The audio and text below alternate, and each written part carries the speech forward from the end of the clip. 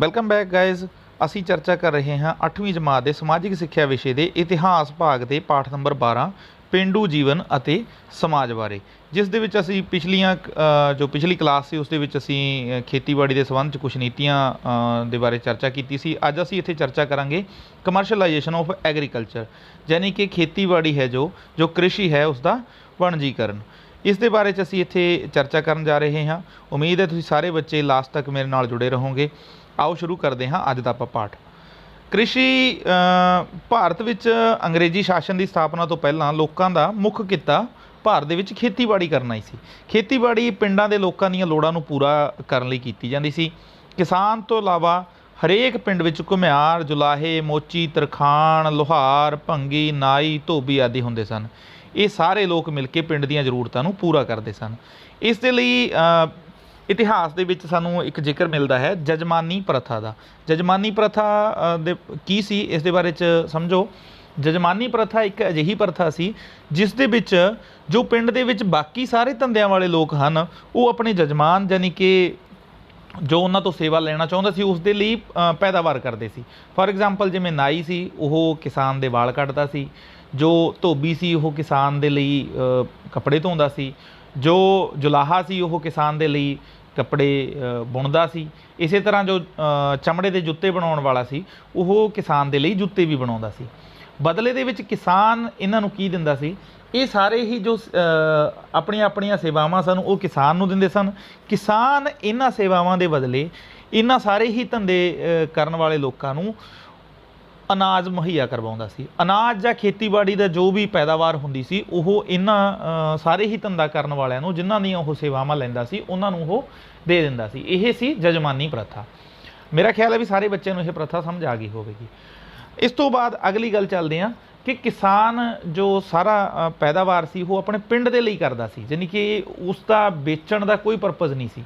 ਤੁਸੀਂ ਜੇ ਆਪਣੇ ਦਾਦਾ ਜਾਂ ਪਰਦਾਦਾ ਨਾਲ ਜਾਂ ਦਾਦੀ ਪਰਦਾਦੀ ਨਾਲ ਗੱਲ ਕਰੋ ਤਾਂ ਉਹ ਦੱਸ ਦੇਣਗੇ ਕਿ ਪਹਿਲਾਂ ਹਰੇਕ ਪਿੰਡ ਦੇ ਵਿੱਚ ਹਰੇਕ ਕਿਸਾਨ ਦੇ ਘਰ ਉਹਦੀਆਂ ਜ਼ਰੂਰਤ ਦੀਆਂ ਸਾਰੀਆਂ ਚੀਜ਼ਾਂ ਉਸ ਦੇ ਖੇਤ ਦੇ ਵਿੱਚੋਂ ਹੀ ਪੈਦਾ ਹੋ ਜਾਂਦੀਆਂ ਸੀ। ਫੋਰ ਐਗਜ਼ਾਮਪਲ ਇੱਕ ਕਿਸਾਨ ਕੋਲੇ 10 ਕਿੱਲੇ ਜ਼ਮੀਨ ਹੈ, ਉਸੇ ਜ਼ਮੀਨ ਦੇ ਵਿੱਚ ਜ਼ਮੀਨ ਦੇ ਵਿੱਚ ਉਹ ਕਣਕ ਦੀ ਪੈਦਾਵਾਰ ਕਰੇਗਾ, ਕੁਝ ਦੇ ਵਿੱਚ ਸਰੋਂ, ਕੁਝ ਦੇ ਵਿੱਚ ਛੋਲੇ, ਕੁਝ ਦੇ ਵਿੱਚ ਕੋਈ ਹੋਰ ਜੋ ਮੌਸਮੀ ਫਸਲਾਂ ਹਨ ਉਹਨਾਂ ਨੂੰ ਉਗਾਏਗਾ।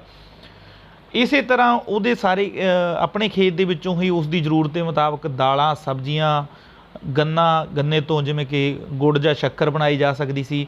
ਇਹ ਸਾਰਾ ਕੁਝ ਉਸ ਦੇ ਖੇਤ ਦੇ ਵਿੱਚੋਂ ਹੀ ਪੈਦਾ ਹੋ ਜਾਂਦਾ ਸੀ।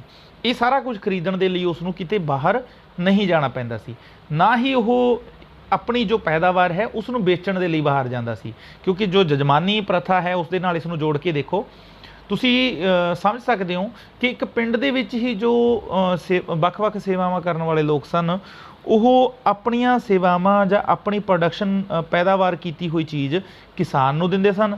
ਕਿਸਾਨ ਬਦਲੇ ਦੇ ਵਿੱਚ ਆਪਣੀ ਜੋ ਪੈਦਾਵਾਰ ਹੈ ਯਾਨੀ ਕਿ ਖੇਤੀਬਾੜੀ ਦੇ ਵਿੱਚੋਂ ਜੋ ਵੀ ਕੁਝ ਉਸ ਦਾ ਖੇਤ ਦੇ ਵਿੱਚ ਪੈਦਾ ਹੁੰਦਾ ਸੀ ਉਹ ਕਿਸਾਨ ਜੋ ਇਹਨਾਂ ਵੱਖ-ਵੱਖ ਸੇਵਾਵਾਂ ਕਰਨ ਵਾਲੇ ਲੋਕਾਂ ਨੂੰ ਦੇ ਦਿੰਦਾ ਸੀ। ਪਰੰਤੂ ਅੰਗਰੇਜ਼ਾਂ ਦੇ ਆਉਣ ਤੋਂ ਪਿੱਛੋਂ ਇਹ ਸਾਰੀ ਹੀ ਬਾਜੀ ਪਲਟ ਗਈ। ਅੰਗਰੇਜ਼ਾਂ ਦੇ ਆ ਜਾਣ ਤੋਂ ਬਾਅਦ ਜੋ ਭਾਰਤ ਦੇ ਪਿੰਡਾਂ ਦੀ ਆਤਮ ਨਿਰਭਰ ਅਰਥ ਵਿਵਸਥਾ ਸੀ ਉਸ ਨੂੰ ਬਹੁਤ ਭਾਰੀ ਨੁਕਸਾਨ ਹੋਇਆ। ਹੁਣ ਅੰਗਰੇਜ਼ਾਂ ਦੀਆਂ ਲਗਾਈਆਂ ਹੋਈਆਂ ਲਗਾਨ ਪ੍ਰਣਾਲੀਆਂ, ਜਿਨ੍ਹਾਂ ਦੀ ਅਸੀਂ ਪਿਛਲੇ ਕਲਾਸ ਦੇ ਵਿੱਚ ਚਰਚਾ ਕੀਤੀ ਸੀ, ਉਹਨਾਂ ਲਗਾਨ ਪ੍ਰਣਾਲੀਆਂ ਦੇ ਵਿੱਚ ਜੋ ਟੈਕਸ ਲਿਆ ਜਾਂਦਾ ਸੀ ਸਰਕਾਰ ਦੀ ਤਰਫੋਂ ਉਹ ਨਗਦ ਟੈਕਸ ਲਿਆ ਜਾਂਦਾ ਸੀ। ਯਾਨੀ ਕਿ ਕਿਸਾਨ ਇਸ ਤੋਂ ਪਹਿਲਾਂ ਜੋ ਮੁਗਲ ਕਾਲ ਜਾਂ ਉਸ ਤੋਂ ਪਹਿਲਾਂ ਸਲਤਨਤ ਕਾਲ ਦੇ ਵਿੱਚ ਜਦੋਂ ਟੈਕਸ ਦਿੱਤਾ ਜਾਂਦਾ ਸੀ ਤਾਂ ਕਿਸਾਨ ਦੀ ਜਿਹੜੀ ਉਪਜ ਹੈ, ਜੋ ਪੈਦਾਵਾਰ ਹੈ, ਉਸੇ ਦਾ ਕੁਝ ਹਿੱਸਾ ਕਿਸਾਨ ਟੈਕਸ ਦੇ ਤੌਰ ਤੇ ਸਰਕਾਰ ਨੂੰ ਜਮ੍ਹਾਂ ਕਰਵਾਉਂਦਾ ਸੀ। ਪਰ ਹੁਣ ਜਦੋਂ ਕਿ ਅੰਗਰੇਜ਼ ਆ ਗਏ ਸਨ, ਅੰਗਰੇਜ਼ਾਂ ਨੇ ਜੋ ਟੈਕਸ ਦੀਆਂ ਨਵੀਆਂ ਨੀਤੀਆਂ ਲਾਗੂ ਕੀਤੀਆਂ ਉਸ ਦੇ ਵਿੱਚ ਪੈਦਾਵਾਰ ਨਹੀਂ ਲਈ ਜਾਂਦੀ ਸੀ, ਕਿਸਾਨ ਤੋਂ ਉਸ ਦੀ ਪੈਦਾਵਾਰ ਨਹੀਂ ਲਈ ਜਾਂਦੀ ਸੀ, ਕਿਸਾਨ ਤੋਂ ਨਗਦ ਪੈਸੇ ਦੀ ਮੰਗ ਕੀਤੀ ਜਾਂਦੀ ਸੀ ਕਿ ਉਹ ਨਗਦ ਪੈਸਾ ਹੈ ਜੋ ਉਹ ਟੈਕਸ ਦੇ ਰੂਪ ਵਿੱਚ ਸਰਕਾਰ ਕੋਲ ਜਮ੍ਹਾਂ ਕਰਵਾਵੇ। ਇਸ ਦੇ ਲਈ ਜੋ ਪਹਿਲਾਂ ਕਿਸਾਨ ਆਪਣੇ ਪਿੰਡ ਦੇ ਲੋਕਾਂ ਦੇ ਲਈ ਜੋ ਪੈਦਾਵਾਰ ਕਰਦਾ ਸੀ, ਹੁਣ ਉਹ ਪੈਦਾਵਾਰ ਉਸ ਨੂੰ ਮੰਡੀ ਦੇ ਵਿੱਚ ਵੇਚਣੀ ਪੈਣੀ ਸੀ, ਜਿਸ ਕਰਕੇ ਕਿ ਉਸ ਨੂੰ ਜੋ ਪਿੰਡ ਦੀ ਆਤਮ ਨਿਰਭਰ ਅਰਥ ਵਿਵਸਥਾ ਸੀ, ਜਿਹੜੇ ਕਿ ਆਪਾਂ ਪਿੱਛੇ ਕੁਝ ਕੰਮਾਂ ਦੀ ਗੱਲ ਕਰਕੇ ਆਏ ਹਾਂ, ਉਹਨਾਂ ਸਾਰੇ ਕੰਮਾਂ ਦੇ ਬਦਲੇ ਦੇ ਵਿੱਚ ਹੁਣ ਕਿਸਾਨ ਆਪਣੀ ਫਸਲ ਉਹਨਾਂ ਨੂੰ ਦੇਣ ਵਾਲਾ ਨਹੀਂ ਸੀ। ਹੁਣ ਉਹ ਆਪਣੀ ਫਸਲ ਮੰਡੀ ਦੇ ਵਿੱਚ ਜਾ ਕੇ ਵੇਚੇਗਾ ਅਤੇ ਉੱਥੋਂ ਜੋ ਪੈਸਾ ਉਸ ਨੂੰ ਮੁਹੱਈਆ ਹੋਵੇਗਾ ਉਸ ਨੂੰ ਉਹ ਸਰਕਾਰ ਦੇ ਕੋਲ ਟੈਕਸ ਦੇ ਵਜੋਂ ਜਮ੍ਹਾਂ ਕਰਵਾਵੇਗਾ। ਕਈ ਵਾਰ ਅਜਿਹਾ ਹੁੰਦਾ ਸੀ ਕਿ ਜੋ ਕਿਸਾਨ ਦੀ ਪੈਦਾਵਾਰ ਹੈ ਉਹ ਇੰਨੀ ਜ਼ਿਆਦਾ ਨਹੀਂ ਹੁੰਦੀ ਸੀ ਕਿ ਉਹ ਸਰਕਾਰ ਦਾ ਲਾਇਆ ਹੋਇਆ ਟੈਕਸ ਹੈ, ਜੋ ਨਿਰਧਾਰਿਤ ਟੈਕਸ ਹੈ, ਉਸ ਦੀ ਰਕਮ ਨੂੰ ਪੇ ਕਰ ਸਕੇ। ਇਸ ਦੇ ਲਈ ਕਿਸਾਨ ਕੀ ਕਰਦਾ ਸੀ, ਕਿਸੇ ਸ਼ਾਹੂਕਾਰ ਤੋਂ ਵਿਆਜ 'ਤੇ ਪੈਸੇ ਲੈਂਦਾ ਸੀ। ਹੁਣ ਉਹ ਆਪਣੀ ਫਸਲ ਹੈ ਜੋ ਉਹ ਦੋ ਪਰਪਸ ਦੇ ਲਈ ਵੇਚਣਾ ਉਸਨੇ ਸ਼ੁਰੂ ਕਰ ਦਿੱਤਾ। ਸਭ ਤੋਂ ਪਹਿਲਾਂ ਉਸ ਦਾ ਮੁੱਖ ਪਰਪਸ ਸੀ ਸਰਕਾਰ ਦਾ ਜੋ ਨਗਦ ਟੈਕਸ ਹੈ ਉਸ ਨੂੰ ਜਮ੍ਹਾਂ ਕਰਵਾਇਆ ਜਾ ਸਕੇ, ਅਤੇ ਦੂਸਰਾ ਜੋ ਸ਼ਾਹੂਕਾਰ ਤੋਂ ਉਸਨੇ ਉਧਾਰ ਪੈਸੇ ਲਏ ਸਨ ਉਸ ਪੈਸੇ ਨੂੰ ਵੀ ਉਹ ਚੁਕਾ ਸਕੇ। ਇਸ ਦੇ ਲਈ ਉਹ ਆਪਣੀ ਸਾਰੀ ਦੀ ਸਾਰੀ ਫਸਲ ਨੂੰ ਮੰਡੀ ਦੇ ਵਿੱਚ ਲੈ ਕੇ ਜਾਂਦਾ ਸੀ। ਮੰਡੀ ਦੇ ਵਿੱਚ ਉਹ ਸ਼ਾਹੂਕਾਰ ਦੇ ਕੋਲੇ ਆਪਣੀ ਫਸਲ ਨੂੰ ਵੇਚਦਾ ਸੀ। ਅੱਜ ਦੀ ਤਰ੍ਹਾਂ ਜਿਹੜੀਆਂ ਫਸਲਾਂ ਨੇ ਉਹਨਾਂ ਦੇ ਜੋ ਮੁੱਲ ਹਨ ਉਹ ਨਿਰਧਾਰਿਤ ਨਹੀਂ ਸਨ। ਸ਼ਾਹੂਕਾਰ ਆਪਣੀ ਮਰਜ਼ੀ ਮੁਤਾਬਕ ਕਿਸੇ ਵੀ ਫਸਲ ਦਾ ਮੁੱਲ ਪਾਉਂਦੇ ਸਨ, ਅਤੇ ਆਮ ਤੌਰ 'ਤੇ ਇਸ ਸਿਸਟਮ ਦੇ ਵਿੱਚ ਜੋ ਕਿਸਾਨ ਹੈ ਉਸ ਨੂੰ ਬਹੁਤ ਭਾਰੀ ਘਾਟਾ ਝੱਲਣਾ ਪੈਂਦਾ ਸੀ, ਕਿਉਂਕਿ ਸ਼ਾਹੂਕਾਰ ਆਪਣੀ ਮਰਜ਼ੀ ਦੇ ਮੁਤਾਬਕ ਕਿਸਾਨ ਨੂੰ ਔਣੇ ਪੌਣੇ ਰੇਟ 'ਤੇ ਉਸ ਦੀ ਫਸਲ ਖਰੀਦਦੇ ਸਨ, ਜਿਸ ਕਰਕੇ ਸ਼ਾਹੂਕਾਰ ਅੱਗੇ ਇਸ ਫਸਲ ਨੂੰ ਵੇਚ ਕੇ ਭਾਰੀ ਮੁਨਾਫਾ ਕਮਾਉਂਦੇ ਸਨ, ਪਰ ਜੋ ਜ਼ਮੀਂਦਾਰ ਹੈ, ਜੋ ਕਿਸਾਨ ਹੈ, ਉਸ ਨੂੰ ਬਹੁਤ ਭਾਰੀ ਨੁਕਸਾਨ ਇੱਥੇ ਝੱਲਣਾ ਪੈਂਦਾ ਸੀ। ਪਰ ਕਿਸਾਨ ਨੂੰ ਆਪਣੀ ਫਸਲ ਮੰਡੀ ਵਿੱਚ ਲਿਜਾ ਕੇ ਹੀ ਵੇਚਣੀ ਪੈਣੀ ਸੀ, ਕਿਉਂਕਿ ਉਸਨੇ ਸ਼ਾਹੂਕਾਰਾਂ ਦਾ ਪੈਸਾ ਵੀ ਚੁਕਾਉਣਾ ਸੀ ਅਤੇ ਟੈਕਸ ਦੇ ਵਾਸਤੇ ਵੀ ਉਸਨੇ ਪੈਸੇ, ਨਗਦ ਪੈਸੇ ਉਸ ਨੂੰ ਚਾਹੀਦੇ ਸੀ। ਇਸੇ ਨੂੰ ਹੀ, ਇਸ ਪੂਰੇ ਪ੍ਰੋਸੀਜਰ ਨੂੰ ਹੀ ਅਸੀਂ ਜੋ ਖੇਤੀਬਾੜੀ ਹੈ ਉਸ ਦਾ ਮੰਡੀਕਰਨ ਆਖਦੇ ਹਾਂ।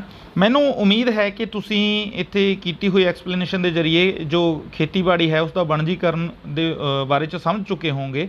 ਤੁਸੀਂ ਆਪਣੇ ਵੱਡੇ ਬਜ਼ੁਰਗਾਂ ਨਾਲ ਗੱਲ ਕਰਕੇ ਇਸ ਨੂੰ ਹੋਰ ਚੰਗੀ ਤਰ੍ਹਾਂ ਨਾਲ ਸਮਝ ਸਕਦੇ ਹੋ ਕਿ ਸਾਡੇ ਪਿੰਡ ਕਿਵੇਂ ਆਤਮ ਨਿਰਭਰ ਹੁੰਦੇ ਸਨ, ਕਿਵੇਂ ਇੱਕ ਪਿੰਡ ਦੀਆਂ ਜ਼ਰੂਰਤਾਂ ਇੱਕ ਪਿੰਡ ਦੇ ਵਿੱਚੋਂ ਹੀ ਪੂਰੀ ਤਰ੍ਹਾਂ ਨਾਲ ਪੂਰੀਆਂ ਹੋ ਜਾਂਦੀਆਂ ਸਨ। ਪਰੰਤੂ ਹੁਣ ਜਦੋਂ ਕਿ ਉਸ ਨੂੰ ਮੰਡੀ ਦੇ ਵਿੱਚ ਆਪਣੀ ਫਸਲ ਨੂੰ ਵੇਚਣਾ ਪੈਂਦਾ ਸੀ ਤਾਂ ਉਹ ਮੰਡੀ ਦੇ ਹਿਸਾਬ ਦੇ ਨਾਲ ਹੀ ਆਪਣੀਆਂ ਫਸਲਾਂ ਦੀ ਪੈਦਾਵਾਰ ਕਰਨੀ ਉਸਨੇ ਸ਼ੁਰੂ ਕਰ ਦਿੱਤੀ।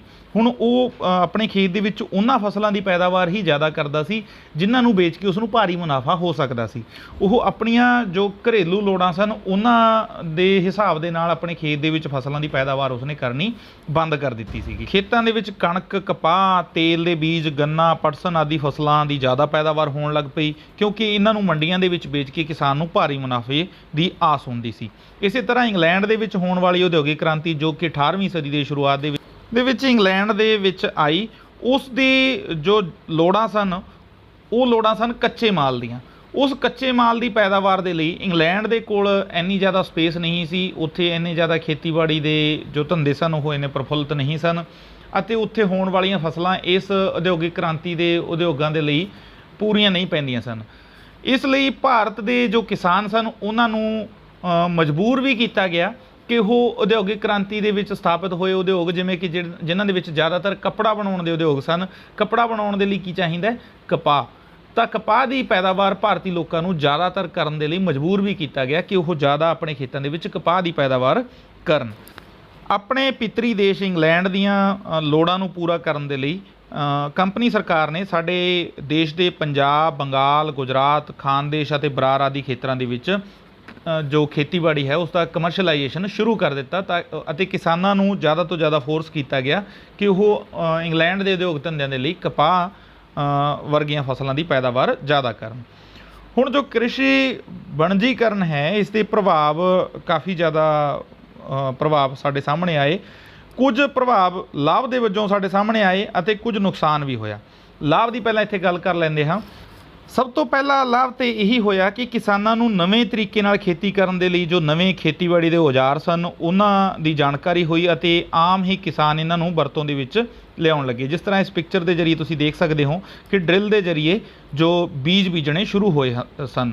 ਇਸ ਤੋਂ ਇਲਾਵਾ ਕਈ ਨਵੇਂ ਤਰ੍ਹਾਂ ਦੇ ਬੀਜ, ਨਵੇਂ ਤਰ੍ਹਾਂ ਦੀਆਂ ਖਾਦਾਂ, ਇਹਨਾਂ ਦੇ ਬਾਰੇ 'ਚ ਵੀ ਕਿਸਾਨਾਂ ਨੂੰ ਜਾਣਕਾਰੀ ਪ੍ਰਾਪਤ ਹੋਈ, ਅਤੇ ਉਹ ਇਹਨਾਂ ਦੀ ਵਰਤੋਂ ਕਰਕੇ ਆਪਣੀ ਪੈਦਾਵਾਰ ਜ਼ਿਆਦਾ ਤੋਂ ਜ਼ਿਆਦਾ ਕਰਨ ਦੀ ਕੋਸ਼ਿਸ਼ ਕਰਨ ਲੱਗ ਪਏ। ਇਸ ਤੋਂ ਇਲਾਵਾ ਜੋ ਫਸਲਾਂ ਸਨ ਉਹਨਾਂ ਦੀ ਪੈਦਾਵਾਰ ਹੋਣ ਕਾਰਨ ਕਿਸਾਨ ਹੁਣ ਆਪਣੀ ਫਸਲ ਨੂੰ ਵੇਚਣ ਦੇ ਲਈ ਸ਼ਹਿਰ ਜਾਣ ਲੱਗ ਪਿਆ। ਜੇਕਰ ਉਹ ਜਦੋਂ ਵੀ ਸ਼ਹਿਰ ਜਾਂਦਾ ਸੀ ਤਾਂ ਉਸ ਨੂੰ ਆਵਾਜਾਈ ਦੇ ਨਵੇਂ-ਨਵੇਂ ਸਾਧਨਾਂ ਦਾ ਗਿਆਨ ਹੋਇਆ, ਜਿਵੇਂ ਕਿ ਰੇਲ ਗੱਡੀਆਂ ਦੇ ਬਾਰੇ 'ਚ ਉਸਨੇ ਜਾਣਿਆ, ਜਾਂ ਫਿਰ ਖੇਤੀਬਾੜੀ ਦੇ ਨਾਲ ਜੁੜੀਆਂ ਹੋਈਆਂ ਹੋਰ ਜੋ ਮਸ਼ੀਨਰੀ ਸਨ ਉਹਨਾਂ ਦੇ ਬਾਰੇ 'ਚ ਵੀ ਉਸਨੇ ਜਾਣਕਾਰੀ ਪ੍ਰਾਪਤ ਕੀਤੀ। ਇਸ ਤੋਂ ਇਲਾਵਾ ਜਦੋਂ ਉਸ ਦਾ ਸ਼ਹਿਰ ਜਾਣਾ ਬਣਦਾ ਸੀ ਤਾਂ ਉਸਨੇ ਸੜਕ ਜਾਂ ਵਧੀਆ ਰਸਤਿਆਂ ਦੇ ਵੱਲ ਵੀ ਧਿਆਨ ਦਿੱਤਾ, ਜੋ ਕਿ ਪਿੰਡਾਂ ਨੂੰ ਸ਼ਹਿਰਾਂ ਦੇ ਨਾਲ ਜੋੜਨ ਦੇ ਵਿੱਚ ਕਾਫੀ ਜ਼ਿਆਦਾ ਸਹਾਇਕ ਸਿੱਧ ਹੋਏ।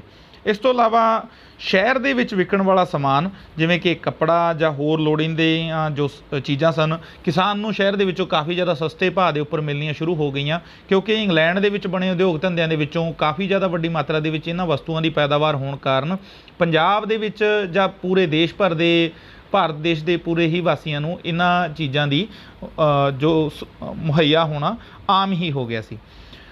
ਕਿਸਾਨ ਇੱਥੋਂ ਸਸਤੀਆਂ ਚੀਜ਼ਾਂ ਖਰੀਦ ਕੇ ਆਪਣੇ ਘਰ ਦੀਆਂ ਜੋ ਜ਼ਰੂਰਤਾਂ ਸਨ ਉਹਨਾਂ ਨੂੰ ਵੀ ਪੂਰਾ ਕਰ ਸਕਦੇ ਸਨ।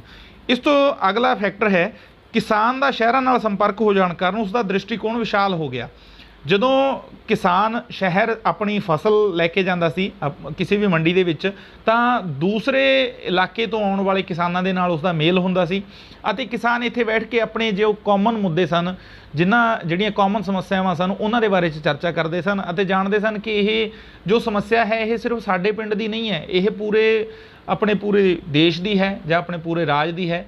ਇਸ ਦੇ ਪਿੱਛੇ ਕੌਣ ਜ਼ਿੰਮੇਦਾਰ ਹਨ, ਕਿਸ ਤੱਤ ਨਾਲ ਸਾਨੂੰ ਲੜ ਕੇ ਜੋ ਸਾਡੀਆਂ ਇਹ ਲੋੜਾਂ ਹਨ ਇਹ ਪੂਰੀਆਂ ਹੋ ਸਕਦੀਆਂ ਹਨ। ਜੋ ਟੈਕਸ ਦੇ ਬਾਰੇ 'ਚ ਉਹਨਾਂ ਨੂੰ ਕਾਫੀ ਜ਼ਿਆਦਾ ਜਾਣਕਾਰੀ ਇੱਥੇ ਪ੍ਰਾਪਤ ਹੋਈ। ਇਸ ਤੋਂ ਇਲਾਵਾ ਜੋ ਸਾਡੇ ਕੌਮੀ ਨੇਤਾ ਸਨ ਉਹ ਇਹਨਾਂ ਮੰਡੀਆਂ ਦੇ ਵਿੱਚ ਆ ਕੇ ਕਿਸਾਨਾਂ ਦੇ ਨਾਲ ਸਿੱਧਾ ਸੰਪਰਕ ਸਥਾਪਿਤ ਕਰਨ ਲੱਗ ਪਏ ਅਤੇ ਕਿਸਾਨਾਂ ਨੂੰ ਉਹਨਾਂ ਦੀਆਂ ਜੋ ਤਰਸਯੋਗ ਹਾਲਤ ਸੀ ਉਸ ਦੇ ਬਾਰੇ ਦੇ ਵਿੱਚ ਜਾਗਰੂਕ ਕਰਨਾ ਉਹਨਾਂ ਨੇ ਸ਼ੁਰੂ ਕਰ ਦਿੱਤਾ, ਜਿਸ ਦੇ ਨਾਲ ਕਿ ਸਾਡੇ ਦੇਸ਼ ਦੇ ਵਿੱਚ ਰਾਸ਼ਟਰੀ ਜਾਗਰਤੀ ਉਤਪੰਨ ਹੋਣੀ ਸ਼ੁਰੂ ਹੋ ਗਈ। ਅੱਗੇ ਗੱਲ ਕਰ ਲੈਂਦੇ ਹਾਂ ਮੰਡੀਕਰਨ ਦੀਆਂ ਕੁਝ ਹਾਨੀਆਂ ਦੀ। ਮੰਡੀਕਰਨ ਦੀਆਂ ਕਾਫੀ ਸਾਰੀਆਂ ਹਾਨੀਆਂ ਵੀ ਕਿਸਾਨਾਂ ਨੂੰ ਹੋਈਆਂ, ਜਿਸ ਦੀ ਅਸੀਂ ਇੱਥੇ ਚਰਚਾ ਕਰਨ ਜਾ ਰਹੇ ਹਾਂ। ਸਭ ਤੋਂ ਪਹਿਲਾਂ ਨੰਬਰ 'ਤੇ ਹਾਨੀ ਇਹ ਹੋਈ ਕਿ ਜੋ ਸਾਡੇ ਕਿਸਾਨ ਸਨ ਉਹ ਇੱਕ ਪੁਰਾਣੇ ਤਰੀਕੇ ਦੇ ਨਾਲ ਆਪਣੇ ਟ੍ਰੈਡੀਸ਼ਨਲ ਤਰੀਕੇ ਦੇ ਨਾਲ ਖੇਤੀ ਕਰਦੇ ਸਨ ਅਤੇ ਉਹ ਯੂਰਪ ਜਾਂ ਅਮਰੀਕਾ, ਆਸਟ੍ਰੇਲੀਆ ਵਰਗੇ ਦੇਸ਼ਾਂ ਦੇ ਵਿੱਚ ਜੋ ਉਦਯੋਗਿਕ ਕ੍ਰਾਂਤੀ ਦੇ ਸਦਕਾ ਉੱਥੇ ਜੋ ਖੇਤੀਬਾੜੀ ਦੇ ਵਿੱਚ ਵੱਡੇ ਪਰਿਵਰਤਨ ਆਏ ਸਨ ਉਹਨਾਂ ਦਾ ਮੁਕਾਬਲਾ ਕਰਨ ਦੇ ਯੋਗ ਨਹੀਂ ਸਨ। ਸਾਡੇ ਕਿਸਾਨਾਂ ਦੇ ਕੋਲ ਕੋਈ ਨਵੀਂ ਖੇਤੀਬਾੜੀ ਦੇ ਨਾਲ ਸੰਬੰਧਿਤ ਕੋਈ ਮਸ਼ੀਨਰੀ ਨਹੀਂ ਸੀ, ਜਿਸ ਕਰਕੇ ਕਿ ਉਹ ਉਸ ਦੇਸ਼ ਦੀਆਂ ਉਗਾਈਆਂ ਹੋਈਆਂ ਫਸਲਾਂ ਦੇ ਨਾਲ ਮੁਕਾਬਲਾ ਨਹੀਂ ਕਰ ਸਕਦੇ ਸਨ। ਸਾਡੇ ਦੇਸ਼ ਦੇ ਕਿਸਾਨਾਂ ਦੇ ਕੋਲੇ ਇਹਨਾਂ ਜੋ ਫਸਲਾਂ ਸਨ ਉਹਨਾਂ ਦੇ ਕੋਈ ਬੀਜ ਬਹੁਤੇ ਜ਼ਿਆਦਾ ਵਧੀਆ ਨਹੀਂ ਸਨ, ਜਿਸ ਕਾਰਨ ਕਿ ਕਿਸਾਨ ਦੀ ਜੋ ਫਸਲ ਹੈ ਉਹ ਮੰਡੀ ਦੇ ਵਿੱਚ ਵੀ ਕੋਈ ਬਹੁਤਾ ਵਧੀਆ ਉਸ ਨੂੰ ਭਾਅ ਨਹੀਂ ਦੇ ਕੇ ਜਾਂਦੀ ਸੀ। ਇਸ ਤੋਂ ਅੱਗੇ ਇੱਕ ਵੱਡਾ ਨੁਕਸਾਨ ਇਹ ਹੋਇਆ ਕਿ ਜੋ ਕਿਸਾਨ ਹੈ ਉਸ ਨੂੰ ਆਪਣੀ ਫਸਲ ਇੱਕ ਆੜ੍ਹਤੀਏ ਦੀ ਸਹਾਇਤਾ ਦੇ ਨਾਲ ਮੰਡੀ ਦੇ ਵਿੱਚ ਵੇਚਣੀ ਪੈਂਦੀ ਸੀ। ਅਸੀਂ ਪਿੱਛੇ ਚਰਚਾ ਕਰ ਚੁੱਕੇ ਹਾਂ ਕਿ ਜੋ ਸ਼ਾਹੂਕਾਰ ਸਨ ਉਹੀ ਆੜ੍ਹਤੀਏ ਦਾ ਰੋਲ ਇੱਥੇ ਅਦਾ ਕਰਦੇ ਸਨ। ਉਹ ਕਿਸਾਨ ਤੋਂ ਫਸਲ ਬਹੁਤ ਘੱਟ ਰੇਟ ਦੇ ਉੱਪਰ ਖਰੀਦ ਲੈਂਦੇ ਸਨ। ਇਸ ਤਰ੍ਹਾਂ ਕਹਿੰਦੇ ਸਨ ਕਿ ਤੇਰੀ ਫਸਲ ਇਸ ਵਾਰੀ ਕੋਈ ਜ਼ਿਆਦਾ ਵਧੀਆ ਨਹੀਂ ਹੋਈ ਹੈਗੀ, ਤੈਨੂੰ ਇਸ ਦੇ ਜ਼ਿਆਦਾ ਰੇਟ ਨਹੀਂ ਮਿਲਣੇ ਹੈਗੇ, ਤੂੰ ਬਸ ਇੰਨੇ 'ਚ ਹੀ ਵੇਚ ਜਾ। ਤਾਂ ਕਿਸਾਨ ਮਜਬੂਰੀ ਦਾ ਮਾਰਿਆ ਉਹ ਫਸਲ ਨੂੰ ਉਸ ਹੀ ਰੇਟ ਦੇ ਵਿੱਚ ਵੇਚ ਕੇ ਆਪਣੇ ਘਰ ਆ ਜਾਂਦਾ ਸੀ ਅਤੇ ਬਾਅਦ ਦੇ ਵਿੱਚ ਉਸ ਨੂੰ ਪਤਾ ਚੱਲਦਾ ਸੀਗਾ ਕਿ ਜਦੋਂ ਉਹ ਵੇਚ ਚੁੱਕਾ ਹੈ ਤਾਂ ਹੁਣ ਉਹ ਸ਼ਾਹੂਕਾਰ ਜਿਸ ਨੇ ਉਸ ਦੀ ਫਸਲ ਨੂੰ ਖਰੀਦਿਆ ਹੈ ਹੁਣ ਉਹ ਆਪਣੇ ਗੋਦਾਮ ਦੇ ਵਿੱਚ ਰੱਖ ਕੇ ਇਸ ਫਸਲ ਨੂੰ ਬਹੁਤ ਭਾਰੀ ਮੁਨਾਫੇ ਦੇ ਉੱਪਰ ਮੰਡੀ ਦੇ ਵਿੱਚ ਵੇਚਣ ਵਾਲਾ ਹੈ। ਇਸ ਦਾ ਜੋ ਨੁਕਸਾਨ ਹੈ ਉਹ ਕਿਸਾਨ ਨੂੰ ਬਹੁਤ ਜ਼ਿਆਦਾ ਹੋਇਆ ਅਤੇ ਕਿਸਾਨ ਦੀ ਜੋ ਹਾਲਤ ਹੈ ਉਹ ਬਹੁਤ ਜ਼ਿਆਦਾ ਤਰਸਯੋਗ ਹੋਣੀ ਸ਼ੁਰੂ ਹੋ ਗਈ। ਮੰਡੀਕਰਨ ਦਾ ਇੱਕ ਭਾਰੀ ਨੁਕਸਾਨ ਕਿਸਾਨ ਨੂੰ ਇਹ ਹੋਇਆ ਕਿ ਕਿਸਾਨ ਆਪਣੀ ਫਸਲ ਜੋ ਟੈਕਸ ਦੇ ਪੈਸੇ ਜਮ੍ਹਾਂ ਕਰਨ ਦੇ ਲਈ ਜਾਂ ਸ਼ਾਹੂਕਾਰ ਦਾ ਜੋ ਕਰਜ਼ਾ ਹੈ ਉਸ ਨੂੰ ਵਾਪਸ ਕਰਨ ਦੇ ਲਈ ਮੰਡੀ ਦੇ ਵਿੱਚ ਵੇਚ ਤਾਂ ਆਉਂਦਾ ਸੀ, ਪਰ ਉਸ ਨੂੰ ਇਹ ਨਹੀਂ ਪਤਾ ਹੁੰਦਾ ਸੀ ਕਿ ਆਉਣ ਵਾਲੇ ਸਾਲ ਦੇ ਵਿੱਚ ਹਾਲਾਤ ਕਿਹੋ ਜਿਹੇ ਰਹਿਣੇ ਹੈ, ਮੌਸਮ ਕਿਹੋ ਜਿਹਾ ਰਹਿਣਾ ਹੈ। ਉਸ ਦੀ ਅਗਲੀ ਫਸਲ ਦੇ ਉੱਪਰ ਕਈ ਵਾਰ ਕੋਈ ਕੁਦਰਤੀ ਆਫਤ ਕਾਰਨ ਨੁਕਸਾਨ ਹੋ ਜਾਂਦਾ ਸੀ, ਜਿਵੇਂ ਕਿ ਕੋਈ ਮੌਸਮ ਲਗਾ ਲਓ, ਹੜ੍ਹ ਲਗਾ ਲਓ ਜਾਂ ਸੋਕਾ ਲਾ ਲਓ, ਜਿਸ ਦੇ ਕਾਰਨ ਉਸ ਦੀ ਫਸਲ ਬਰਬਾਦ ਹੋ ਜਾਂਦੀ ਸੀ ਤਾਂ ਕਿਸਾਨ ਨੂੰ ਬਹੁਤ ਭਾਰੀ ਅਕਾਲ ਦਾ ਸਾਹਮਣਾ ਕਰਨਾ ਪੈਂਦਾ। ਇੱਕ ਹੋਰ ਵੱਡਾ ਨੁਕਸਾਨ ਇੱਥੇ ਇਹ ਦੇਖਣ ਦੇ ਵਿੱਚ ਆਇਆ ਕਿ ਜੋ ਕਿਸਾਨ ਦੇ ਉੱਪਰ ਪਹਿਲਾਂ ਪਿੰਡਾਂ ਦੇ ਵਿੱਚ ਜਜਮਾਨੀ ਪ੍ਰਥਾ ਦੇ ਅਧੀਨ ਜੋ ਦੂਸਰੇ ਕੰਮ ਕਰਨ ਵਾਲੇ ਲੋਕ ਨਿਰਭਰ ਹੁੰਦੇ ਸਨ ਉਹਨਾਂ ਦਾ ਗੁਜ਼ਾਰਾ ਬਹੁਤ ਹੀ ਜ਼ਿਆਦਾ ਔਖਾ ਹੋ ਗਿਆ। ਇੱਥੇ ਕੁਝ ਤਸਵੀਰਾਂ ਹਨ ਜੋ ਅਕਾਲ ਤੋਂ ਬਾਅਦ ਦੇ ਹਾਲਾਤ ਨੂੰ ਤੁਹਾਡੇ ਸਾਹਮਣੇ ਬਿਆਨ ਕਰਦੀਆਂ ਹਨ। ਕੁਝ ਇਸ ਤਰ੍ਹਾਂ ਦੇ ਹਾਲਾਤ ਜੋ ਸਾਰੇ ਹੀ ਦੇਸ਼ ਭਰ ਦੇ ਵਿੱਚ ਆਮ ਹੋ ਜਾਂਦੇ ਸਨ। ਇੱਕ ਹੋਰ ਵੱਡਾ ਨੁਕਸਾਨ ਇਹ ਦੇਖਣ ਦੇ ਵਿੱਚ ਆਇਆ ਕਿ ਜੋ ਕਿਸਾਨ ਪਹਿਲਾਂ ਖੇਤੀ ਕਰਦੇ ਸਨ ਉਹ ਆਪਣੀ ਫਸਲ ਦੇ ਵਿੱਚ ਪੈਦਾਵਾਰ ਹੋਣ ਵਾਲੀ ਜਿਵੇਂ ਕਪਾਹ ਹੈ ਉਸ ਨੂੰ ਆਪਣੇ ਪਿੰਡ ਦੇ ਹੀ ਜੁਲਾਹੇ ਨੂੰ ਦੇ ਦਿੰਦੇ ਸਨ ਤਾਂ ਕਿ ਉਹ ਜੁਲਾਹਾ ਉਸ ਦਾ ਕੱਪੜਾ ਬੁਣ ਕੇ ਕਿਸਾਨ ਨੂੰ ਜਾਂ ਫਿਰ ਕਿਸੇ ਹੋਰ ਪਰਸਨ ਨੂੰ ਵੇਚ ਸਕੇ। ਪਰ ਹੁਣ ਜਦੋਂ ਕਿ ਉਹ ਕਿਸਾਨ ਆਪਣੀ ਸਾਰੀ ਫਸਲ ਨੂੰ ਮੰਡੀ ਦੇ ਵਿੱਚ ਲੈ ਜਾ ਕੇ ਵੇਚਣਾ ਸ਼ੁਰੂ ਕਰ ਦਿੱਤਾ ਉਸਨੇ, ਤਾਂ ਇਹ ਜੁਲਾਹੇ ਸਨ ਜਾਂ ਜੋ ਬੁਣਕਰ ਸਨ ਉਹਨਾਂ ਦੀ ਜ਼ਿੰਦਗੀ ਬਹੁਤ ਹੀ ਜ਼ਿਆਦਾ ਔਖੀ ਹੋ ਗਈ ਕਿਉਂਕਿ ਉਹਨਾਂ ਦੇ ਕੋਲੇ ਕੱਚਾ ਮਾਲ ਹੀ ਨਹੀਂ ਸੀ ਕੋਈ ਵੀ ਸਮਾਨ ਤਿਆਰ ਕਰਨ ਦੇ ਲਈ। ਇਹ ਜੋ ਫਸਲ ਹੈ ਉਸ ਦੇ ਮੰਡੀਕਰਨ ਦੇ ਕੁਝ ਨੁਕਸਾਨ ਸਨ ਜੋ ਕਿ ਅਸੀਂ ਇੱਥੇ ਚਰਚਾ ਕੀਤੇ ਸਨ। ਮੇਰਾ ਖਿਆਲ ਹੈ ਵੀ ਸਾਰੇ ਵਿਦਿਆਰਥੀਆਂ ਨੂੰ ਇਹ ਚੰਗੀ ਤਰ੍ਹਾਂ ਨਾਲ ਸਮਝ ਲੱਗੇ ਹੋਣਗੇ। ਇਹਨਾਂ ਹਾਨੀਆਂ ਦੇ ਚੱਲਦਿਆਂ ਕਿਸਾਨਾਂ ਦੁਆਰਾ ਭਾਰੀ ਗਿਣਤੀ ਦੇ ਵਿੱਚ ਵਿਦਰੋਹ ਹੋਣੇ ਸ਼ੁਰੂ ਹੋ ਗਏ ਸਨ। ਇਹਨਾਂ ਵਿਦਰੋਹਾਂ ਦੇ ਜੋ ਮੁੱਖ ਕਾਰਨ ਸਨ ਅੰਗਰੇਜ਼ਾਂ ਦੀਆਂ ਬਣਾਈਆਂ ਹੋਈਆਂ ਲਗਾਨ ਦੀਆਂ ਜੋ ਮਾੜੀਆਂ ਨੀਤੀਆਂ ਸਨ, ਉਸੇ ਦਾ ਸਦਕਾ ਕਿਸਾਨਾਂ ਨੇ ਇਕੱਠੇ ਹੋ ਕੇ ਅੰਗਰੇਜ਼ਾਂ ਦੇ ਖਿਲਾਫ ਵੱਡੀ ਮਾਤਰਾ ਦੇ ਵਿੱਚ ਵਿਦਰੋਹ ਕਰਨੇ ਸ਼ੁਰੂ ਕਰ ਦਿੱਤੇ ਸਨ। ਜਿਸ ਤਰ੍ਹਾਂ ਕਿ ਅਸੀਂ ਸਥਾਈ ਬੰਦੋਬਸਤ ਦੇ ਬਾਰੇ 'ਚ ਪੜ੍ਹਿਆ ਹੈ, ਰਾਇਤਵਾਰੀ, ਮਹਿਲਵਾਰੀ, ਇਹ ਤਿੰਨੋਂ ਹੀ ਸਿਸਟਮ ਸਨ। ਇਹਨਾਂ ਦੇ ਵਿੱਚ ਇੱਕ ਗੱਲ ਕਾਮਨ ਹੁੰਦੀ ਸੀ ਕਿ ਕੋਈ ਖਾਸ ਤਰੀਕ ਦਿੱਤੀ ਜਾਂਦੀ ਸੀ, ਜਿਵੇਂ ਕਿ ਸਥਾਈ ਬੰਦੋਬਸਤ ਦੇ ਵਿੱਚ 31 ਮਾਰਚ ਸੀ, ਰਾਇਤਵਾਰੀ ਅਤੇ ਮਹਿਲਵਾਰੀ ਜੋ ਸਿਸਟਮ ਹੈ ਉਸ ਦੇ ਵਿੱਚ ਵੀ ਕੋਈ ਖਾਸ ਤਰੀਕ ਦਿੱਤੀ ਜਾਂਦੀ ਸੀ ਕਿ ਉਸ ਤਰੀਕ ਦੀ ਸ਼ਾਮ ਤੱਕ, ਸੂਰਜ ਡੁੱਬਣ ਤੱਕ ਜਿਸ ਵੀ ਕਿਸਾਨ ਨੇ ਜਾਂ ਜ਼ਿਮੀਂਦਾਰ ਨੇ ਟੈਕਸ ਜਮ੍ਹਾਂ ਨਹੀਂ ਕਰਵਾਇਆ ਤਾਂ ਉਸ ਨੂੰ ਬਹੁਤ ਭਾਰੀ ਅਤੇ ਸਖਤ ਸਜ਼ਾ ਦਿੱਤੀ ਜਾਂਦੀ ਸੀ। ਸਜ਼ਾ ਦੇ ਨਾਲ ਨਾਲ ਉਸ ਦੀ ਜੋ ਜ਼ਮੀਨ ਹੈ ਉਹ ਅੱਗੇ ਕਿਸੇ ਹੋਰ ਕਿਸਾਨ ਨੂੰ ਜਾਂ ਜ਼ਿਮੀਂਦਾਰ ਨੂੰ ਵੇਚ ਦਿੱਤੀ ਜਾਂਦੀ ਸੀ। ਇਸ ਦਾ ਜੋ ਸਿੱਟਾ ਹੈ ਉਹ ਇਹ ਹੋਇਆ ਕਿ ਬਹੁਤ ਸਾਰੇ ਜ਼ਿਮੀਂਦਾਰ ਅਤੇ ਕਿਸਾਨ ਆਪਣੀ ਜ਼ਮੀਨ ਤੋਂ ਵਾਂਝੇ ਹੋ ਗਏ, ਜਿਸ ਦਾ ਜੋ ਰਿਜ਼ਲਟ ਹੈ ਉਹ ਇਸ ਤਰ੍ਹਾਂ ਆਇਆ ਕਿ ਕਿਸਾਨਾਂ ਨੇ ਇਕੱਠੇ ਹੋ ਕੇ ਸਰਕਾਰ ਦੇ ਖਿਲਾਫ ਭਾਰੀ ਗਿਣਤੀ ਦੇ ਵਿੱਚ ਵਿਦਰੋਹ ਕਰਨੇ ਸ਼ੁਰੂ ਕਰ ਦਿੱਤੇ ਸਨ। ਕੁਝ ਜ਼ਮੀਂਦਾਰ ਅਜਿਹੇ ਸਨ ਜਿਨ੍ਹਾਂ ਨੂੰ ਮੁਗਲ ਬਾਦਸ਼ਾਹ ਨੇ ਕਦੇ ਕੁਝ ਜ਼ਮੀਨ ਦਾ ਟੁਕੜਾ ਇਨਾਮ ਦੇ ਵਜੋਂ ਦਿੱਤਾ ਸੀ, ਪਰ ਹੁਣ ਅੰਗਰੇਜ਼ਾਂ ਨੇ ਉਹ ਟੁਕੜੇ ਦੇ ਉੱਪਰ ਕਬਜ਼ਾ ਕਰ ਲਿਆ ਸੀ ਅਤੇ ਉਸ ਨੂੰ ਅੱਗੇ ਨਿਲਾਮ ਕਰ ਦਿੱਤਾ ਸੀ। ਅਜਿਹੇ ਜ਼ਿਮੀਂਦਾਰਾਂ ਨੇ ਵੀ ਵਿਦਰੋਹ ਦੇ ਵਿੱਚ ਅਹਿਮ ਭੂਮਿਕਾ ਨਿਭਾਈ ਅਤੇ ਆਪਣੇ ਨਾਲ ਕਿਸਾਨਾਂ ਨੂੰ ਇਕਮੁੱਠ ਕਰਕੇ ਸਰਕਾਰ ਦੇ ਖਿਲਾਫ ਵਿਦਰੋਹ ਕਰਨਾ ਸ਼ੁਰੂ ਕਰ ਦਿੱਤਾ। ਇਸ ਦੇ ਕੁਝ ਹੋਰ ਕਾਰਨ ਇਸ ਤਰ੍ਹਾਂ ਸਨ ਕਿ ਜਿਹੜੇ ਲਗਾਨ ਹੈ ਉਸ ਦਾ ਰੇਟ ਬਹੁਤ ਜ਼ਿਆਦਾ ਸੀ, ਜਿਸ ਦੇ ਕਾਰਨ ਕਿ ਕਿਸਾਨਾਂ ਦੇ ਵੱਸ ਤੋਂ ਗੱਲ ਬਾਹਰ ਹੋ ਗਈ ਅਤੇ ਉਹਨਾਂ ਨੇ ਇਕੱਠੇ ਹੋ ਕੇ ਵਿਦਰੋਹ ਕਰਨ ਦਾ ਮਨ ਬਣਾ ਲਿਆ। ਇਸ ਦੇ ਸਿੱਟੇ ਵਜੋਂ ਨਾ ਸਿਰਫ ਪੰਜਾਬ ਬਲਕਿ ਦੇਸ਼ ਦੇ ਵੱਖ-ਵੱਖ ਹਿੱਸਿਆਂ ਦੇ ਵਿੱਚ ਬਹੁਤ ਭਾਰੀ ਮਾਤਰਾ ਦੇ ਵਿੱਚ ਵਿਦਰੋਹ ਹੋਏ। ਪੰਜਾਬ ਦੇ ਵਿੱਚ ਜਿਵੇਂ ਕਿ ਪਟਿਆਲਾ, ਰਾਵਲਪਿੰਡੀ, ਇਹਨਾਂ ਦੇ ਵਿੱਚ 1849 ਈਸਵੀ ਦੇ ਵਿੱਚ ਵਿਦਰੋਹ ਹੋਏ। ਇਸ ਤੋਂ ਇਲਾਵਾ ਨੀਲ ਵਿਦਰੋਹ ਦਾ ਅਸੀਂ ਅੱਗੇ ਜ਼ਿਕਰ ਕਰਨ ਜਾ ਰਹੇ ਹਾਂ। ਸੰਥਾਲ ਜੋ ਆਦੀਵਾਸੀ ਇਲਾਕੇ ਸਨ, ਉੱਥੋਂ ਦੇ ਕਿਸਾਨਾਂ ਨੇ ਵੀ ਸਰਕਾਰ ਦੇ ਖਿਲਾਫ ਇੱਕ ਮੋਰਚਾ ਖੋਲ੍ਹਿਆ, ਜਿਸ ਦੇ ਵਿੱਚ ਕਿਸਾਨਾਂ ਅਤੇ ਆਦੀਵਾਸੀਆਂ ਨੇ ਇਕੱਠੇ ਹੋ ਕੇ ਸਰਕਾਰ ਦੇ ਖਿਲਾਫ ਵਿਦਰੋਹ ਕਰਨੇ ਸ਼ੁਰੂ ਕਰ ਦਿੱਤੇ ਸਨ, ਜਿਨ੍ਹਾਂ ਨੂੰ ਦਬਾਉਣ ਦੇ ਲਈ ਸਰਕਾਰ ਨੂੰ ਕਾਫੀ ਜ਼ਿਆਦਾ ਮਸ਼ੱਕਤ ਕਰਨੀ ਪਈ ਅਤੇ ਆਪਣੀਆਂ ਲਗਾਨ ਨੀਤੀਆਂ ਦੇ ਵਿੱਚ ਸੋਧ ਕਰਨ ਦੀ ਜ਼ਰੂਰਤ ਵੀ ਸਰਕਾਰ ਨੂੰ ਮਹਿਸੂਸ ਹੋਈ। ਹੁਣ ਅਸੀਂ ਗੱਲ ਕਰਨ ਜਾ ਰਹੇ ਹਾਂ ਅੰਗਰੇਜ਼ੀ ਰਾਜ ਦੇ ਸਮੇਂ ਦੇ ਵਿੱਚ ਬਹੁਤ ਵੱਡੇ ਪੱਧਰ 'ਤੇ ਫੈਲੇ ਇੱਕ ਵਿਦਰੋਹ, ਨੀਲ ਵਿਦਰੋਹ ਦੇ ਬਾਰੇ 'ਚ। ਨੀਲ ਦਾ ਜੋ ਪੌਦਾ, ਇੱਕ ਝਾੜੀ ਵਰਗਾ ਪੌਦਾ ਹੁੰਦਾ ਸੀ, ਉਸ ਦੀ ਕਟਾਈ ਤੋਂ ਬਾਅਦ ਉਸਦੀਆਂ ਜੜ੍ਹਾਂ ਨੂੰ ਪਾਣੀ ਦੇ ਵਿੱਚ ਲਗਾਤਾਰ ਕਈ ਦਿਨ ਰੱਖਣ ਤੋਂ ਬਾਅਦ ਉਹਦੀਆਂ ਜੜ੍ਹਾਂ ਦੇ ਵਿੱਚੋਂ ਇੱਕ ਡਾਈ ਨਿਕਲਦੀ ਸੀ। ਉਸ ਡਾਈ ਨੂੰ ਅਤੇ ਇਸ ਪਾਣੀ ਨੂੰ ਸੁਕਾਉਣ ਤੋਂ ਬਾਅਦ ਉਸ ਡਾਈ ਨੂੰ ਪਾਊਡਰਨੁਮਾ ਸ਼ਕਲ ਦੇ ਵਿੱਚ ਇਕੱਠਾ ਕਰਕੇ ਯੂਰਪ ਦੀਆਂ ਮੰਡੀਆਂ ਦੇ ਵਿੱਚ, ਜਿਸ ਦੀ ਬਹੁਤ ਜ਼ਿਆਦਾ ਭਾਰੀ ਮੰਗ ਸੀ, ਉੱਥੇ ਉਸ ਨੂੰ ਭੇਜਿਆ ਜਾਂਦਾ ਸੀ।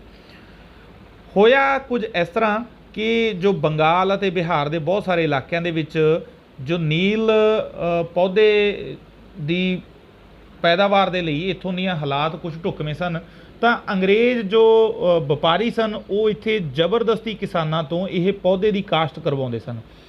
ਕਿਸਾਨਾਂ ਦੇ ਉੱਪਰ ਬਹੁਤ ਜ਼ਿਆਦਾ ਜ਼ੁਲਮ ਕੀਤਾ ਜਾਂਦਾ ਸੀ, ਬਹੁਤ ਜ਼ਿਆਦਾ ਉਹਨਾਂ ਨੂੰ ਮਾਰਿਆ ਕੁੱਟਿਆ ਜਾਂਦਾ ਸੀ ਕਿ ਉਹ ਆਪਣੀ ਫਸਲ, ਜੋ ਦੂਸਰੀਆਂ ਘਰੇਲੂ ਫਸਲਾਂ ਹਨ, ਉਹਨਾਂ ਦੀ ਬਿਜਾਈ ਛੱਡ ਕੇ ਆਪਣੇ ਖੇਤਾਂ ਦੇ ਵਿੱਚ ਨੀਲ ਦੇ ਪੌਦੇ ਦੀ ਬਿਜਾਈ ਕਰਨ, ਤਾਂ ਕਿ ਕਿਸਾਨਾਂ ਦੀ ਇਸ ਉਦਮ ਦੇ ਸਦਕਾ ਅੰਗਰੇਜ਼ਾਂ ਨੂੰ ਜ਼ਿਆਦਾ ਤੋਂ ਜ਼ਿਆਦਾ ਨੀਲ ਪ੍ਰਾਪਤ ਹੋ ਸਕੇ ਅਤੇ ਉਸ ਨੂੰ ਉਹ ਯੂਰਪ ਦੀਆਂ ਮੰਡੀਆਂ ਦੇ ਵਿੱਚ ਵੇਚ ਸਕਣ। ਦੂਸਰੇ ਪਾਸੇ ਕਿਸਾਨਾਂ ਨੂੰ ਇਸ ਨੀਲ ਦੀ ਪੈਦਾਵਾਰ ਤੋਂ ਕੋਈ ਜ਼ਿਆਦਾ ਵਧੀਆ ਭਾਅ ਵੀ ਨਹੀਂ ਮਿਲਦਾ ਸੀ, ਉਹਨਾਂ ਨੂੰ ਬਹੁਤ ਘੱਟ ਰੇਟ ਦੇ ਉੱਪਰ ਉਹਨਾਂ ਦੀ ਇਹ ਫਸਲ ਖਰੀਦ ਲਈ ਜਾਂਦੀ ਸੀ। ਤਾਂ ਕਿਸਾਨਾਂ ਦੇ ਇਹ ਵਿਰੋਧ ਸੀ ਕਿ ਅਸੀਂ ਸਾਡੀ ਜ਼ਮੀਨ ਦੇ ਉੱਪਰ ਅਸੀਂ ਆਪਣੀ ਮਨਪਸੰਦ ਫਸਲ ਉਗਾਉਣ ਦੇ ਲਈ ਅਸੀਂ ਆਜ਼ਾਦ ਹਾਂ।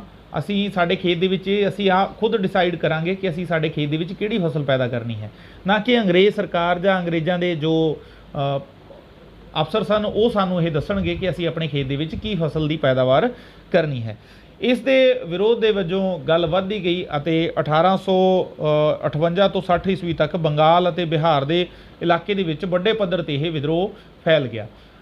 ਇਹ ਵਿਦਰੋਹ ਦੀ ਜੋ ਮਾਰ ਸੀ ਉਹ ਕਾਫੀ ਜ਼ਿਆਦਾ ਖਤਰਨਾਕ ਸੀ। ਅੰਗਰੇਜ਼ਾਂ ਨੂੰ ਜਲਦੀ ਹੀ ਸਮਝ ਆ ਗਿਆ ਕਿ ਇਸ ਦੇ ਅੱਗੇ ਉਹਨਾਂ ਨੂੰ ਝੁਕਣਾ ਪਵੇਗਾ ਅਤੇ ਉਹਨਾਂ ਨੇ ਕੁਝ ਨਰਮੀ ਦਿਖਾਉਣੀ ਸ਼ੁਰੂ ਕਰ ਦਿੱਤੀ, ਪਰ ਇਹ ਸਮੱਸਿਆ ਪੂਰੀ ਤਰ੍ਹਾਂ ਨਾਲ ਹੱਲ ਨਹੀਂ ਹੋਈ। ਬਾਅਦ ਦੇ ਵਿੱਚ ਚੱਲ ਕੇ ਜਦੋਂ 1917 ਈਸਵੀ ਦੇ ਵਿੱਚ ਮਹਾਤਮਾ ਗਾਂਧੀ ਜੀ ਦੀ ਅਗਵਾਈ ਦੇ ਵਿੱਚ ਚੰਪਾਰਣ ਬਿਹਾਰ ਵਿਖੇ ਸੱਤਿਆਗ੍ਰਹਿ ਅੰਦੋਲਨ ਸ਼ੁਰੂ ਹੋਇਆ, ਤਦ ਜਾ ਕੇ ਅੰਗਰੇਜ਼ ਸਰਕਾਰ ਨੇ ਇਸ ਨੀਲ ਜੋ ਪਲਾਂਟੇਸ਼ਨ ਸੀ ਇਸ ਦੇ ਖਿਲਾਫ ਇੱਕ ਐਕਟ ਦੇ ਜ਼ਰੀਏ ਇਸ ਨੂੰ ਬੰਦ ਕਰ ਦਿੱਤਾ ਅਤੇ ਕਿਸਾਨਾਂ ਨੂੰ ਆਪਣੀ ਮਨਮਰਜ਼ੀ ਦੇ ਮੁਤਾਬਕ ਫਸਲਾਂ ਪੈਦਾ ਕਰਨ ਦਾ ਅਖਤਿਆਰ ਦੇ ਦਿੱਤਾ। ਇਸ ਤਰ੍ਹਾਂ ਨਾਲ ਜੋ ਭਾਰਤ ਦੇ ਵਿੱਚ ਇੱਕ ਕਾਫੀ ਲੰਬੇ ਸਮੇਂ ਤੋਂ ਚੱਲਿਆ ਆ ਰਿਹਾ ਨੀਲ ਵਿਦਰੋਹ ਸੀ, ਉਹ ਸ਼ਾਂਤ ਹੋ ਗਿਆ। ਇਸ ਤੋਂ ਇਲਾਵਾ ਦੇਸ਼ ਦੇ ਵੱਖ-ਵੱਖ ਹਿੱਸਿਆਂ ਦੇ ਵਿੱਚ ਕਿਸਾਨਾਂ ਨੇ ਬਹੁਤ ਸਾਰੇ ਵਿਦਰੋਹ ਕੀਤੇ, ਜਿਨ੍ਹਾਂ ਨੂੰ ਤੁਸੀਂ ਅੱਗੇ ਵੱਡੀਆਂ ਕਲਾਸਾਂ ਦੇ ਵਿੱਚ ਜਦੋਂ ਇਤਿਹਾਸ ਵਿਸ਼ੇ ਨੂੰ ਜੇਕਰ ਤੁਸੀਂ ਅੱਗੇ ਪੜ੍ਹੋਗੇ ਤਾਂ ਉੱਥੇ ਤੁਸੀਂ ਇਸ ਦਾ ਜ਼ਿਕਰ ਪੜ੍ਹੋਗੇ। ਕਿਸਾਨਾਂ ਨੇ ਬਹੁਤ ਸਾਰੀਆਂ ਆਪਣੀਆਂ ਮੰਗਾਂ ਮਨਵਾਉਣ ਦੇ ਲਈ ਲਗਾਤਾਰ ਅੰਦੋਲਨ ਕਰਦੇ ਰਹੇ ਨੇ। ਅੱਜ ਵੀ ਉਹ ਵੱਖ-ਵੱਖ ਮੰਗਾਂ ਨੂੰ ਲੈ ਕੇ ਲਗਾਤਾਰ ਅੰਦੋਲਨ ਕਰਦੇ ਰਹਿੰਦੇ ਹਨ। ਇਸ ਦੇ ਨਾਲ ਹੀ ਸਾਡਾ ਇਹ ਲੈਸਨ ਹੈ ਜੋ ਇਹ ਪੂਰਾ ਹੋ ਜਾਂਦਾ ਹੈ, ਕੰਪਲੀਟ ਹੋ ਜਾਂਦਾ ਹੈ। ਮੈਨੂੰ ਉਮੀਦ ਹੈ ਕਿ ਸਾਰੇ ਬੱਚਿਆਂ ਨੂੰ ਇਹ ਲੈਸਨ ਚੰਗੀ ਤਰ੍ਹਾਂ ਨਾਲ ਸਮਝ ਆਇਆ ਹੋਵੇਗਾ। ਜੇਕਰ ਕਿਸੇ ਵੀ ਬੱਚੇ ਨੂੰ ਕਿਸੇ ਤਰੀਕੇ ਦਾ ਕੋਈ ਡਾਊਟ ਹੈ ਤਾਂ ਉਹ ਮੈਨੂੰ ਮੈਸੇਜ ਕਰਕੇ ਦੱਸ ਸਕਦਾ ਹੈ। ਅਤੇ ਇੱਕ ਮੇਰਾ ਰਿਕੁਐਸਟ ਹੈ ਤੁਹਾਨੂੰ ਸਾਰੇ ਹੀ ਸਟੂਡੈਂਟਸ ਨੂੰ ਕਿ ਕਿਰਪਾ ਕਰਕੇ ਜੋ ਮੇਰਾ ਇਹ YouTube ਚੈਨਲ ਹੈ ਇਸ ਨੂੰ ਤੁਸੀਂ ਸਬਸਕ੍ਰਾਈਬ ਕਰ ਲਵੋ, ਤਾਂ ਕਿ ਜਦੋਂ ਵੀ ਮੈਂ ਕੋਈ ਵੀਡੀਓ ਇਸ 'ਤੇ ਅਪਲੋਡ ਕਰਾਂ ਤਾਂ ਤੁਹਾਨੂੰ ਉਸ ਦਾ ਨੋਟੀਫਿਕੇਸ਼ਨ ਮਿਲ ਜਾਵੇ। ਇਸ ਤੋਂ ਪਹਿਲਾਂ ਮੈਂ ਜੋ ਭੂਗੋਲ ਵਿਸ਼ਾ ਹੈ ਉਸ 'ਤੇ ਪਾਠ ਨੰਬਰ 3 ਦੇ ਬਾਰੇ ਦੇ ਵਿੱਚ ਵੀ ਡਿਸਕਸ ਕਰ ਚੁੱਕਾ ਹਾਂ ਇਸੇ ਤਰ੍ਹਾਂ ਵੀਡੀਓਜ਼ ਦੇ ਜ਼ਰੀਏ। ਜੇਕਰ ਕਿਸੇ ਬੱਚੇ ਨੇ ਦੇਖਣੇ ਹੋਣ ਤਾਂ ਉਹ ਮੇਰੇ ਚੈਨਲ ਦੇ ਉੱਪਰ ਜਾ ਕੇ ਉਹਨਾਂ ਵੀਡੀਓਜ਼ ਨੂੰ ਦੇਖ ਸਕਦਾ ਹੈ। ਅਤੇ ਜੇ ਤੁਹਾਨੂੰ ਇਹ ਵਧੀਆ ਲੱਗਿਆ ਤਾਂ ਇਸ ਨੂੰ ਲਾਈਕ, ਸ਼ੇਅਰ ਅਤੇ ਕਮੈਂਟ ਕਰੋ।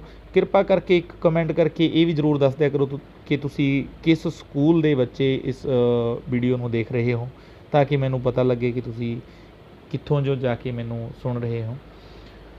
ਤੁਹਾਡਾ ਸਾਰੇ ਹੀ ਬੱਚਿਆਂ ਦਾ ਅਤੇ ਅਧਿਆਪਕ ਸਾਹਿਬਾਨ ਦਾ ਇਹ ਲੈਕਚਰ ਸੁਣਨ ਦੇ ਲਈ ਬਹੁਤ ਬਹੁਤ ਧੰਨਵਾਦ। Thank you.